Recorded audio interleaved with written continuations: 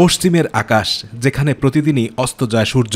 তবে ৩১ ডিসেম্বর শেষ বিকেলটি ছিল ভিন্ন। ক্যালেন্ডারের পাতা থেকে খসে গেল আরও একটি বছর, আর তাই বছরের শেষ সূর্যাস্ত দেখতে সমুদ্রে ভিড় করেছে লাখো পর্যটক।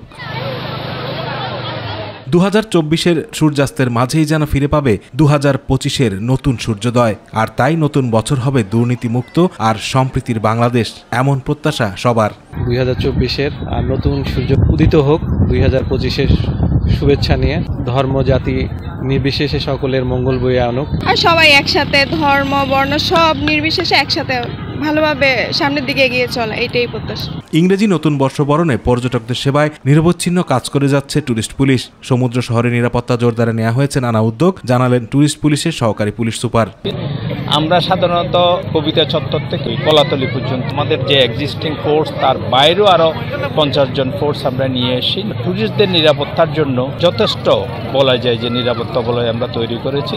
রাষ্ট্রীয় নির্দেশনায় খোলা জায়গায় 31st নাইট উদযাপনের সব ধরনের আয়োজন বন্ধ রাখা হয়েছে জানিয়ে জেলা প্রশাসক বলেন, পর্যটকদের আনন্দঘন পরিবেশ বজায় রাখতে থাকবে আইন শৃঙ্খলা বাহিনীর কঠোর নজরদারি। পর্যটকদের জন্য একটি আনন্দঘন চমৎকার পরিবেশ রাখতে চাই, কোনো রকম বিশৃঙ্খলা যাতে না হয় সেদিকে আমাদের সকল আইন শৃঙ্খলা বাহিনী এবং জেলা প্রশাসন থেকে সকল ধরনের ব্যবস্থা গ্রহণ করা হয়েছে।